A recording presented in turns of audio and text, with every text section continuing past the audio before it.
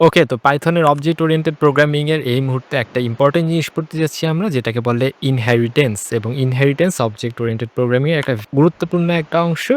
কারণ যখন বড় কোড হয়, অনেকগুলি আমাদের ক্লাস থাকে, তখন জিনিসটা হচ্ছে একটা ক্লাসের সাথে আরেকটা ক্লাসকে রিলেট করার জন্য কাজে লাগে। তো অনেকটা এরকম যে যখন আমি একটা ক্লাসকে আরেকটা ক্লাসের, মনে করো সাপোজ কোনো একটা ক্লাসের জিনিসপাতি আমি আরেকটা ক্লাসে ব্যবহার করতে চাচ্ছি, তখন আমি আরেকটা ক্লাসে ওই জিনিসগুলি কপি না করে জিনিসগুলো ওইখান থেকে ইনহেরিট করতে পারি। যেমন আমি যদি একটা ক্লাস ডিফাইন করি যে ক্লাস এ, এখন এটা চাচ্ছি আমি এই যে বিলাই আমাদের যে ক্লাসটা সেটার জিনিসপাতি ইনহেরিট করুক। তখন আমি এভাবে বিলাইটাকে ওইটার ভিতর পাস করে দিব। তো এইভাবে করে হচ্ছে ইনহেরিট করা যায় জিনিসটাকে, যে বিলাইয়ের জিনিসপত্র এই ক্লাস এর ভিতর ঢুকে যাচ্ছে। তখন এই এ ক্লাসটা হচ্ছে চাইল্ড মানে বাচ্চা, আর বিলাই হচ্ছে প্যারেন্ট মানে মা-বাপ। তো বিলাইয়ের থেকে ক্লাস এ জিনিসটা হচ্ছে ইনহেরিট করতেছে, এই জিনিসটাই হচ্ছে ইনহেরিটেন্স। এখন এই জিনিসটা কি দরকার আমাদের, সেটা আমরা ছবির মাধ্যমে বুঝি যে আসলে এটার দরকার কি? কি দরকার ছিল এত কাহিনী করার? কাহিনীটা হচ্ছে এটা এরকম, আমরা যেই আগের উদাহরণগুলি দেখছি আমাদের আগের ভিডিওতে, আমাদের একটা বিলাই ক্লাস ছিল। ওইটার মধ্যে আমরা বিড়াল ডিফাইন করতেছিলাম, বিড়াল অবজেক্ট, এবং ওগুলির নাম, কালার আর বয়স ছিল। এখন সাপোজ আমার আরেকটা ক্লাস দরকার, সেটা হচ্ছে পাওয়ার ক্যাটস। ওকে, এই পাওয়ার ক্যাটস হচ্ছে বিড়ালই, কিন্তু এই বিড়ালগুলির একটা সুপার পাওয়ার আছে। এরা ব্যাটম্যান, সুপারম্যান টাইপের বিড়াল। এখন এই যে জ্বলজ্বল করতেছে হলুদ আলো, তো ওদেরও হচ্ছে নাম, কালার, বয়স আছে অ্যাট্রিবিউট, কিন্তু সাথে হচ্ছে পাওয়ারও একটা অ্যাট্রিবিউট আছে, এক্সট্রা অ্যাট্রিবিউট। তো ৩ টা অ্যাট্রিবিউট এই বিলাই ক্লাস আর পাওয়ার ক্যাটসের মধ্যে কমন। জাস্ট হচ্ছে এই পাওয়ারটা, এই একটা মাত্র অ্যাট্রিবিউট আমার এক্সট্রা লাগতেছে। সেটার জন্য আমি পুরা আরেকটা ক্লাস বানাবো, সেম লেভেলের কোড করব, এবং বড় কোডের ক্ষেত্রে আমার কোড আরও বড় হয়ে যাবে। ডাবল করার দরকারটা কি? একটা উপায় থাকা আমাদের দরকার, যাতে হচ্ছে যে এই যে সবগুলি আমাদের যেই বৈশিষ্ট্যগুলি, এগুলি আমি বিলাই ক্লাস থেকে ইম্পোর্ট করতে পারবো। জাস্ট হচ্ছে একটা পাওয়ার এক্সট্রা আমার এড করা লাগবে। তো সেই ক্ষেত্রেই আমরা ইনহেরিটেন্স ব্যবহার করতে পারি। তখন আমি কি করব? এই যে বিলাই আমাদের যে ক্লাসটা, সেটা হচ্ছে প্যারেন্ট ক্লাস। আচ্ছা, এটা বড় করে দিই। এটা হচ্ছে আমাদের প্যারেন্ট ক্লাস। আর হচ্ছে এই যে পাওয়ার ক্যাটসটা, যেটার মধ্যে আমি জাস্ট একটা অ্যাডিশনাল অ্যাট্রিবিউট এড করব, ওইটা হচ্ছে আমাদের চাইল্ড মানে বাচ্চা ক্লাস। তাহলে কি হচ্ছে, এই পাওয়ার ক্যাটসটা যে আমাদের বাচ্চা ক্লাস, সেটা হচ্ছে প্যারেন্ট ক্লাসের সবগুলি অ্যাট্রিবিউট চুরি করবে। ঠিক আছে? সবগুলি ইম্পোর্ট করবে কাইন্ড অফ। সাথে জাস্ট নিজে থেকে একটা জিনিস আমার লিখলেই পুরা ক্লাসটা কমপ্লিট হয়ে যাচ্ছে। বাস শেষ। আমার জিনিসটা আবার ডাবল বার লেখা লাগতেছে না। এটাই হচ্ছে ইনহেরিটেন্স। ওকে, তো কোডের মধ্যে যেটা দেখালাম যে আমাদের যেই পাওয়ার ক্যাটস ক্লাসটা, সেটা যেটা হচ্ছে আমাদের চাইল্ড, যেটা হচ্ছে ওই প্যারেন্টের বৈশিষ্ট্যগুলি ইম্পোর্ট করবে, ওইটা হচ্ছে সামনে লিখব, এবং ব্র্যাকেটের ভিতর দিয়ে দিব আমরা কোনটাকে, ওই যে প্যারেন্ট ক্লাসটা যেটা থেকে আমরা ইম্পোর্টটা করতেছি। এটা দেওয়ার পর আমাদের কিচ্ছু লেখা লাগবে না, জাস্ট পাস দিয়ে দিলেই হবে, সব কিছু ইম্পোর্ট হয়ে যাবে প্যারেন্টস থেকে। দেখি কেমন হয়।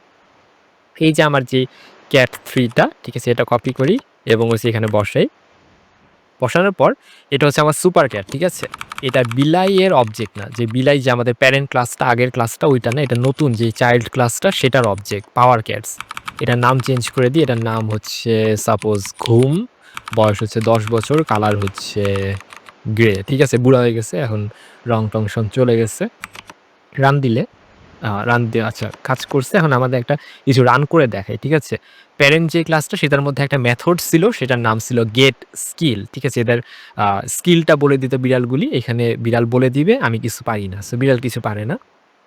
এখন যদি আমি দিই cat S dot gate skill এবং রান দিই এটাকে, এই যে আমি কিছু পারি না।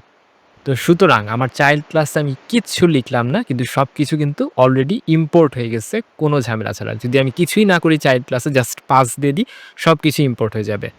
এখন কাহিনী হচ্ছে, যখন আমি এটাকে আরেকটু মডিফাই করতে যাবো, আমি চাচ্ছি না, অবভিয়াসলি আমি কেন চাবো হুবহু প্যারেন্ট ক্লাসের সবকিছু একটা আরেকটা ক্লাসের মধ্যে থাকুক। আমি তো কিছু ইম্পোর্ট করে নিজে কিছু মডিফাই করতে চাবো। আমরা যে উদাহরণটা দেখছিলাম, আমরা প্যারেন্ট ক্লাস থেকে এই অ্যাট্রিবিউটগুলি ইম্পোর্ট করব, সাথে নিজে মডিফাই করব যে একটা পাওয়ারও এক্সট্রা একটা অ্যাট্রিবিউট অ্যাড করব, পাওয়ার। ওই জিনিসটা কিভাবে করে? ওই জিনিসটা করার জন্য জাস্ট পাস দিলে হবে না, আমাদের নরমালি যেভাবে আমরা করতেছিলাম সেই জিনিসটা আবার করব।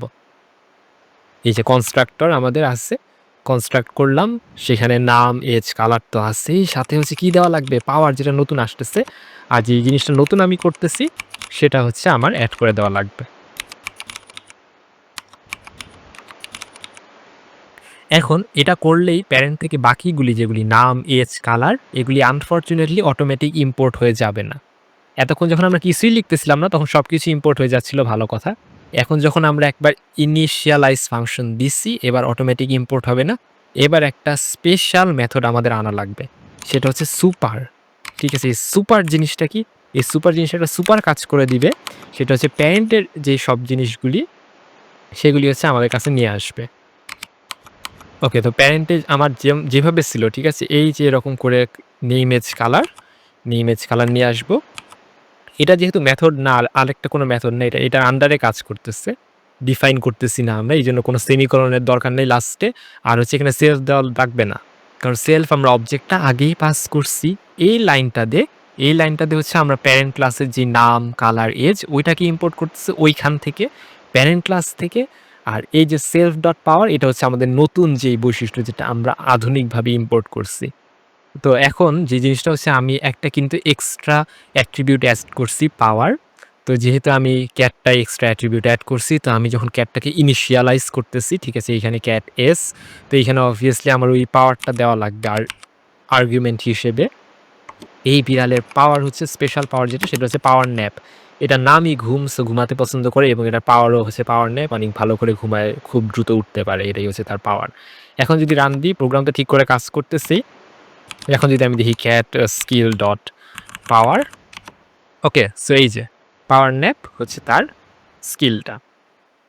এখন যদি আমি তার নেম দিই, নেম হচ্ছে ঘুম, কিন্তু নেম কোত্থেকে আসলো? আমি তো এখানে কোনো নেম দিই না, আমি জাস্ট পাওয়ার দিছি। এই যে সুপারের জন্য প্যারেন্ট ক্লাসটা, এই যে প্যারেন্ট ক্লাসটা যে বিলাই, সেটার যে নেমটা ওইখান থেকে বুঝে নিচ্ছে যে যখন আমি পাওয়ার ক্যাটসতে কোনো অবজেক্ট ডিফাইন করব, ওইগুলি অলরেডি থাকবে। লাভ কি হলো এতে? লাভ হচ্ছে এই যে আমাদের বারবার সেম জিনিস লেখা লাগতেছে না, কপি পেস্ট করা লাগতেছে না, কোডকে আরো বড় করা লাগতেছে না। জাস্ট এক লাইনের মাধ্যমে এই ৩ লাইন ইম্পোর্ট করতেছি, যেটা not a big deal. But by the way, এখানে আরেকটা আমাদের অ্যাট্রিবিউট আছে, বিগ নেম, বড় হাতের নাম। এখন দেখি আমরা বিগ নেম কি এখানে কাজ করে নাকি। বিগ নেমও কাজ করে, যে ঘুম বড় হাতের করে দিচ্ছে। অর্থাৎ এখানে আমি ৩টা দিচ্ছি, মানে এই ৩টা অ্যাট্রিবিউট আনতেছে তা না। এইটা তো হচ্ছে প্যারামিটারগুলি যেগুলি এখানে প্যারেন্টের লাগতো, এইজন্য আমি পাস করতেছি। অ্যাট্রিবিউট এখানে যত আছে, ৪টা আছে কি ১০টা আছে, সবগুলি ইম্পোর্ট করে আনবে প্যারেন্ট ক্লাস থেকে। এটাই হচ্ছে ইনহেরিটেন্সের সুবিধা। সবকিছু অটোমেটিক ইম্পোর্ট করে নিয়ে আসে। এখন কথা হচ্ছে এই মেথডগুলির কি হবে, যেগুলি অ্যাট্রিবিউট না মেথড। যেটা আগে দেখাইছি, এই মেথড অটোমেটিক কাজ করতেছে। এই যে গেট স্কিল হচ্ছে আমি কিছু পারি না। কিন্তু মেথডের ক্ষেত্রে একটা ইন্টারেস্টিং জিনিস হচ্ছে, কিছু যদি আমি না করি অটোমেটিক তো চলে আসতেছে, ভালো কথা, কোনো সমস্যা নাই, আসুক।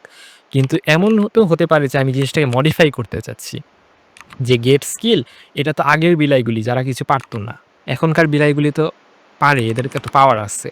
তো লিখবে মাই পাওয়ার ইজ, ঠিক আছে, সেলফ ডট পাওয়ার। ওকে, তো ওর যে পাওয়ারটা ওইটা প্রিন্ট করে দিবে, যে পাওয়ার ন্যাপ। এবার আমরা দেখি রান করে, মাই পাওয়ার ইজ পাওয়ার ন্যাপ। তো এ থেকে আমরা কি বুঝলাম? এ থেকে আমরা বুঝলাম যে এই যে মেথডগুলি থাকে, সেটা তো অবভিয়াসলি চাইল্ড যে ক্লাসটা, সেটার মধ্যে পাস হয় ইনহেরিটেন্সের জন্য। কিন্তু যদি চাইল্ড ক্লাসে এক্সপ্লিসিটলি ওই জিনিসটা আবার লেখা হয়, তাহলে আগেরটা মডিফাই হয়ে যায়। তো সোজা কথা, আমরা চাইলে কিছুই না করে, কিছুই না লিখতে পারি, তাহলে প্যারেন্টের সব কিছু অ্যাট্রিবিউট আর মেথড অটোমেটিক পাস হয়ে যাবে ইনহেরিটেন্সের মাধ্যমে, যখন আমরা এইভাবে ইনহেরিট করব একটা ক্লাসের ভিতর আরেকটা ক্লাসকে পাস করে। যদি আমরা কিছু অ্যাড করতে চাই, তখন এরকম সুপার দিয়ে প্যারেন্ট ক্লাসেরগুলিকে ইম্পোর্ট করে নিব, তারপর হচ্ছে যেটা অ্যাড করতে চাই সেটা লিখব।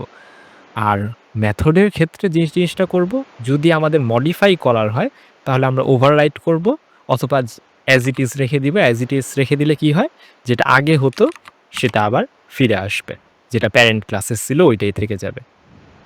তো এই হচ্ছে ইনহেরিটেন্স, যেটা আমাদের বড় বড় কোডে বারবার কোড লেখা থেকে বাঁচাতে পারে, এবং কোড লেখা থেকে বাঁচানোটা এটার মেইন উদ্দেশ্য না। উদ্দেশ্য হচ্ছে, এটা মনে করো এক একটা আমার অনেকগুলি ডিপেন্ডেন্সিস আছে, একটার উপর একটা ডিপেন্ড করে। এখন তাহলে আমি একটা জিনিস মডিফাই করতে হলে আমার সবগুলিতে গিয়ে গিয়ে মডিফাই করা লাগবে, যদি আমার সবগুলিতে জিনিসটা অ্যাপ্লিকেবল হয়। ইনহেরিটেন্সের সুবিধা হচ্ছে, সেই ক্ষেত্রে যদি আমার কোনো কিছু ডিলেট করি, মডিফাই করি, চেঞ্জ করি, আমার জাস্ট একটা প্যারেন্ট ক্লাসে জিনিসটা চেঞ্জ করে দিলেই হচ্ছে, আমার সব জায়গায় গিয়ে গিয়ে পরিবর্তন করা লাগতেছে না। এটাই হচ্ছে ইনহেরিটেন্সের সুবিধা, কোডটাকে গুছায় করা এবং অর্গানাইজ রাখে এবং পরবর্তীতে মেইনটেন্যান্স ইজি করে। সো এটাই ইনহেরিটেন্স এর বেসিক। সামনের ভিডিওতে আশা করি আরো কিছু জিনিস জানবো ইনহেরিটেন্স এর বিভিন্ন প্রকারভেদ সম্পর্কে। আজকের ভিডিও এই পর্যন্তই। টাটা।